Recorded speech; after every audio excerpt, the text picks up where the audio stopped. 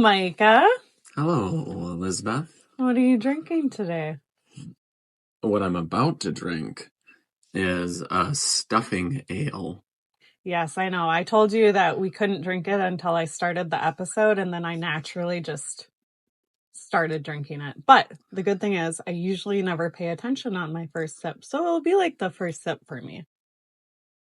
And it has, I believe, rosemary, thyme, sage, something else. It had like celery or something too in there when I read the description. It does taste like stuffing. So Julie got this at a brewery, and God knows where. Where was it? I don't remember either, but it was somewhere. If we had the can with us, we'd know. But she got it out of state. So don't get too excited. But I am very intrigued by this. When she said it was really good, I was like, a stuffing ale tastes really good. I couldn't wrap my head around it right away, but I definitely taste the rosemary and thyme. Yeah, there's a little bit of sage too in there. Yeah. But yeah, that comes through. The only thing that I do have a hot take about sage though. Sage is for burning and not eating. Okay, that's it. Thanks for coming to a TED Talk. Yeah. Yeah, so I couldn't really wrap my head around it, all those, like, I don't know, spices, is that what they are? Yeah. But one time, Emmeline and Chris brought me a rosemary IPA. Oh, I don't think I tried that one. Yeah, you did. Okay. I think. At least you were there. So I thought you tried it, but maybe you didn't. Okay. But anyways, that's the only time that I've ever had, like, rosemary in something. Yeah. So that's the only thing I could think of with it. Yeah. Well, but it works, I guess. You know, it gives you stuffing vibes. Yeah, I really like this. This would be a fun one for you to put a spin on. Yeah. What do you think the base is of this? I mean, it just says ale, but what in the world does that mean? Is it a red ale? Somewhere in there, I guess. It's got it's kind of a brownish red color. It's a malt forward ale. So yeah, it's either brown, red, or somewhere in that, like, adjacent one. Yeah. Which gives you, like, a little more body, like, a little more in that, like, malt character that kind of blends to, like, a stuffing, like, bready vibe, I guess, to balance out all of it. Like, you couldn't do it with just, like, a light beer. Would you say you would use the golden ale if you were to do this? Because I would say that's a more bready vibe. Yeah. Mm-hmm. Okay. Something along those lines. Yeah. Even, like, if the Dunkelbach didn't have, like, that little bit of, like, dark fruit character, that could work in it. Yeah. Well, what do you think of our new studio today? It's beautiful. Love it. We are currently sitting on pillows in our closet because I feel like it's going to help with the sound because the clothes will help kind of stifle that echoey sound, and it's not as tall in the closet either as our regular room. It's a little bit cozy, I feel like. Yeah. I was really excited though about that life hack that I found of how to clean out the speaker on your phone. I used a new top to it, but my electric toothbrush has like a bunch of different like disposable tops, right? And I used one and it cleaned it out, but you have to do it with the speaker facing down so that the crumbs like fall out or whatever. Oh, so it doesn't go into it? Yes. Yeah. And so I did that and then I wiped it with alcohol and oh my gosh, so clean. Yeah. It was a really cool hack. Does it sound better? We'll see. And we won't know if it's the new closet, if it's me wiping out the phone, what it is. Too many variables. Yeah, there's a lot going on. So how was your week this week? I think it was good. Trying to remember what I did in the week. It's like, you always ask me how my week was, and I feel like I'm caught off guard every time. Like, oh, what did I do? It's the parallel process. It's what my therapist does to me. I'm like, I don't know. Did I do anything? I had a great week. And then I'll be like, oh, actually this happened. It was kind of dramatic. Yeah. Mm-hmm. What day is it? That's what I'm always like. Yeah. Yeah, it's been a good week. It's kind of a choppy week with Thanksgiving in there, so it feels like you have multiple Fridays in there. But, well, nothing too crazy this week, I don't think. Yeah. Recovering from the holidays. We didn't even have any holidays. Oh, the holidays, festivities. Yeah, so I feel holidays with a Z. Yeah, the Wilmerfest holidays on Saturday, and that was really a lot of fun. Oh my gosh, we were so busy. So tired by the end. Mm-hmm. We got there at 11 a.m. or no, 10 a.m. Yeah. And then we just went until 10 p.m. Yeah. And it was just a lot, but it was a fun day for sure. And thanks to everyone who volunteered for that. For those of you who don't know, this is not a paid position that somebody has to put on holidays. It's a bunch of volunteers that go out and put this together, which is pretty incredible and a ton of work. Mm-hmm. So kudos to them. Yeah. How about you? How was your week? I had a good week too. It was good. I put together some of the Mug Club stuff, which that's been exciting for the Intuitive Society. I know our Intuitive Society members were pretty excited, as well as some other people. So I'm excited to see how that turns out. I think we're going to sell out pretty fast with the amount of mugs we have, which is fun. Exciting. Yeah. And then I did some stuff for the Warhawks and just prepared for next week. And yeah, there's a lot going on for me, I feel like. Mm-hmm. Just marketing wise, there's a lot going on. Cool. Yeah. So I have a couple questions for today, but my first one is, what do you feel? I feel like Intuition is a very underrated brewery in Minnesota. Many people know about us, and I feel like you make excellent beer. Thank you. I'm going to keep ringing that bell because truly it's incredible beer, and it's comparable, I think, to some of those places in the cities that we really love. So my question for you today is, what are some of the most underrated breweries in Minnesota? And by underrated, I mean like people don't know about it. There's not a lot of hype about it. Oh, okay. Yeah, so normally I think of these ones usually because they don't distribute a lot. So you almost like have to go there to have their beer. Right. So one that I feel like is underrated and I always enjoy their beer is Spilled Grain. Oh, yes. I feel like Jacob, like he makes really good beer, and every time that I'm in there, he's I was just wondering if we knew his name. Yeah, like we've talked to him, like he's always the royal he. Yeah, like normally, like when we go to those meeting or the craft brewers conference, we just said his name. No. Why am I blanking on the one in Baxter? You just brought up his name. Patrick? Patrick and him are always the ones that like tell us ideas on there. So it's Jacob and Patrick, like they're pretty good friends. And like they always like have those ones. Jacob's got the beard and I thought Patrick was from Jack Pine. Yeah, he is. But then those two guys normally bring up stuff at those meetings. Okay. So you would know him from there. So it's Jacob? Yeah. Oh, I know Jacob. Yeah. So he's the brewer at He is. Spilled Grain. I just thought he was from Jack Pine because him and Patrick seem to be getting along so well. No, yeah, he's a Spilled Grain brewer. Okay, he's excellent. He's a great brewer. Yeah. Mm-hmm. So I think that is an underrated one. I always really enjoy the beer. And I feel like he makes a lot of good styles of beer that I don't normally have too, which I always think is fun. Interestingly, I think your coffee cream ales are very similar. None of the other beers seem that similar, but that one I was like, oh, we have similar tastes. They also made an old-fashioned beer one time. I don't know what it was. I got it. It might have been a seltzer mix, but that was kind of cool. I'm trying to think of another one. All right, now you say one. Okay, so this one, I don't know how underrated it is, but I think it's underrated, and that's Montgomery Brewing. Oh, yeah. They have really good beers, really good IPAs, which it's, for me, for my taste, my personal taste, it's hard to find a good IPA.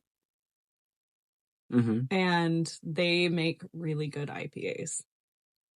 Yeah. I was very impressed when we stopped there over the summer, and they had some good beers. Mm-hmm. And I remember telling you that I had gone there a few years back and I liked it, and I hadn't spent a lot of time there, but I just remember I liked it. And I know that during that time period, sometimes I would just pay attention to how much fun I had, and that was how I rated the brewery. So I wasn't sure how good the beer was, but it was really good. Yeah, that's a good one. Bad Weather. I don't think they're underrated, but do they? Okay, are they like? To me, they're not. Maybe it's our area, but they are good. Mm-hmm. I just feel like and they deserve the rating they have, which is great. I just feel like they get lost in the shuffle of the cities, and sometimes they don't. The cities in Duluth, yeah, for sure. I'm trying to think of another one that I really like. Okay, go. Geese and Bra. Oh, yeah. And I think that's out of New Prague. Sounds right. Yeah. I believe it's out of New Prague. Geese and Bra has, I think they're more German beers, right? That's their thing. Mm-hmm. And we went to a beer festival, and they were serving beer. This was before we opened. And we were like, wow, this is amazing. And we were so sad that they didn't win for best beer at that festival. Oh, yeah. Yeah. Mm-hmm. But they were really good, and their employees seem really cool too. Yeah. That's a good one. I don't know if I have another one off the top of my head. There's a lot that are underrated, I think, but those are the ones that stick out. Obviously, we really love our breweries around us and everything. Mm-hmm. But those ones I often think about. Yeah, and it's such a subjective thing of underrated. You know what I mean? Yeah. What is That's why I described it. Yeah. But it's just it's so interesting. What do you think of it compared to? Yeah. So, yeah. Cool. Well, I'm in agreement with the ones you said. I think you're in agreement with the ones I said. It's a good spot to be. It is. Yeah. So, okay. The topic for today, I know you thought it was probably that. Yeah, and it's a wrap. And that's it. The topic for today, though, that I would love for you to tell the story about is our tagline, and why taglines were something we wanted to do. So personally, I think it's really cool. And here I am just sharing all about it. But the reason I brought it up is I don't think a lot of breweries use taglines, especially small craft brewers. And I like them because I think it's part of that marketing and branding. And I know you and I really love some of those out there from those bigger brewers, which Goose Island, that's my favorite. That's my favorite tagline. Should I say it? Yeah. Theirs is, we don't need to be the only beer you drink. We want to be the best beer you drink. It's something along those lines. And I think it's such a beautiful one, and it embodies craft beer. Yeah. I'm here drinking all sorts of different beers, and I want to encourage you to drink other beers. But what I want to be the best beer that you drink, or your favorite beer that you drink. That's the... And it tells you who they are. So they're humble in understanding that you're not going to be the only one, right? We're going to all try different beers. You should support other craft beer brewers, all that stuff. But we're striving to be the best one. Yeah. And that's great. Mm-hmm. That's such a good tagline. Yeah. And you and I had been wanting to do a tagline as well before we opened the brewery. And it came up just very organically. It was a quote that you had said that I paused you on. And do you want to tell the story of it? Yeah, you probably have to fill in the blanks. Happy to. Yeah, with my memory of it. But I remember it was a car ride, because we had a lot of time in the car together, because we were living in St. Peter, and Lake Lillian. So you'd have an hour and 45 minutes together in the car. It's a lot of car time. Quite frequently. So yeah, just one way. So yeah, we'd have a solid 3.5 hours together in the car. And oftentimes you were just coming off nights at Shell's. So you were also like not always in the greatest of headspace. Yeah, night Micah was in, yeah. A little loopy. But we were talking about intuition and some of like our goals of what we wanted to do, and like hosting or being a part of a Wilmer Pride and doing other things in that. Which Wilmer Pride was not a thing at that time. They did have one in 2009, but at that time we were dreaming big. These were our quote unquote impossible dreams, right? Right. Mm-hmm. And then we saw it as a gap. Yeah. It's a huge community, and there's no sorts of pride activities. There wasn't any businesses that I could see was acknowledging pride even. I mean, as simple as changing your profile picture to a rainbow background, like nothing. Mm-hmm. And then I think you said something along the lines of, what if we like upset someone, or if someone gets upset? Or is it like that? Or is it something along? Yeah, I don't want to misquote you. We were talking specifically about a drag show, and how cool would it be if there was a drag show there? Mm-hmm. And I had asked you, though, I had paused, very human. And, you know, I don't feel good about the pause, right? But it's what every business owner thinks realistically, which was, what if we upset people? What if they turn against us? Right. I mean, yeah, I think it's nothing to be like ashamed of. Like, you need to ask the questions. Like, you have to have like fully fleshed out ideas. Right. And I had said to you, we're not going to be for everyone, but everyone will be welcome, or something along those lines. Yes. And like, it was just a magical moment. I remember we both paused, and I was like, wait, can you say that again? And you said, we're not for everyone, but everyone's welcome. And I was like, that's it. That's our tagline. Yeah. And it's been so fitting. Yeah. Ever since. It gives me the goosebumps just even talking about it. Because we've been able to even use that tagline often of like, we're not going to be for everyone, but we're always going to welcome people. And it doesn't matter. It does not matter what people think. It doesn't matter what political side they're on. What matters is that we're all being respectful to each other. Right. And we will welcome you and get to know you and be kind to you. And that's something I think we've done a good job embodying. I think so. Yeah. We've tried. Yeah, we do our best. And I feel like I haven't done a great job as a marketer to really get that tagline out there as much. I've just kind of forgotten about it, I guess, because we've been embodying it. And we do have the sign up, and we do have it on our crawlers and stuff. But I do want to get some t-shirts that say that, or something. Yeah. Yeah. Do you know of any other places that have a tagline? Yeah, Goat Ridge is live and unfiltered. Yep. Live and unfiltered, and that is them as well.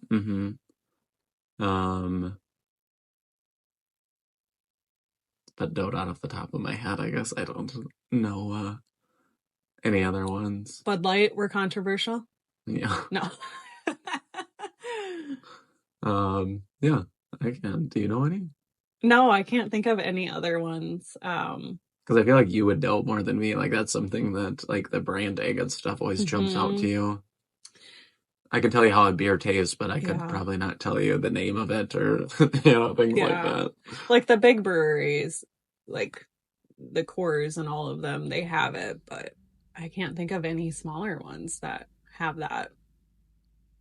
Or that you know of. Yeah. Yeah, they might be there. Have them. Yeah, exactly. This might be the first time that other people are hearing about ours. Yeah, that's very true.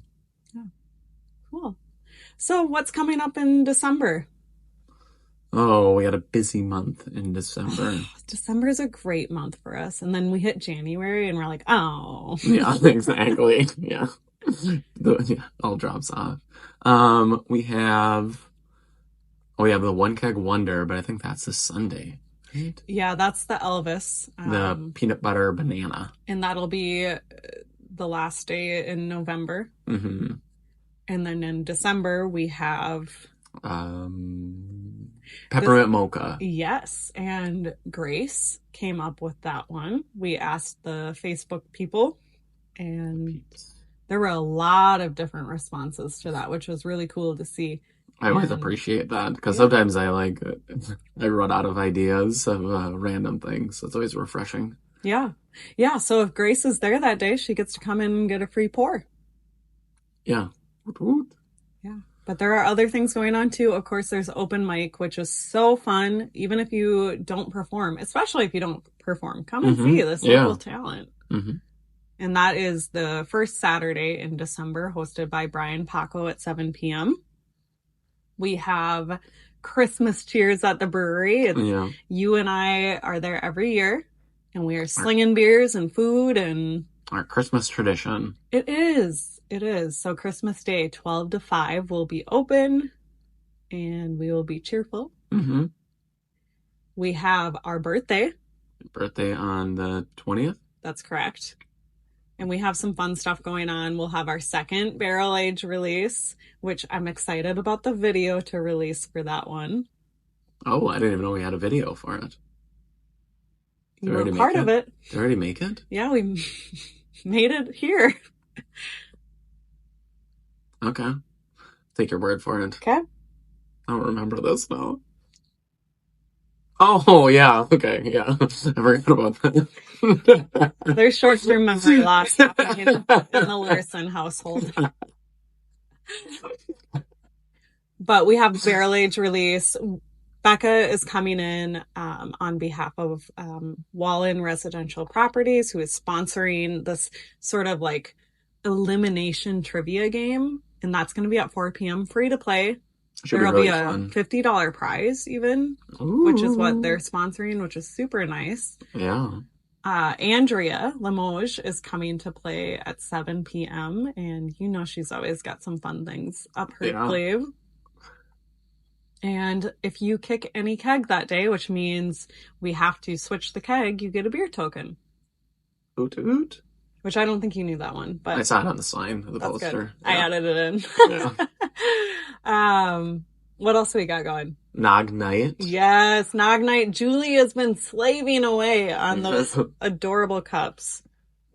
Yes, and then music by Donna Nelson and Deb Fisher. Deb, there you go. Yeah, they'll be playing from 5 to 8, and they're a hoot. They're fun. They bring in a crowd. It's going to be a really fun night. And Micah will have, it's called Nog Night because we'll have spiked eggnog, which will be really good. You're using a seltzer to spike the eggnog, like a barrel aged seltzer, right? Yeah, I'm using a spiral in there to give it more of like a smoked flavor, almost more like barrel character to it, so it gets more like a in that whiskey-ish realm of it. Yeah, whiskey adjacent. So yeah. It's gonna be a lot of fun. Gonna be a good month. It will be. Well, thank you for joining me in the studio today. Happy to be here. Do you have a sign off? As always, I will defer to you. Yep. I can't even turn it off. I'm not even close.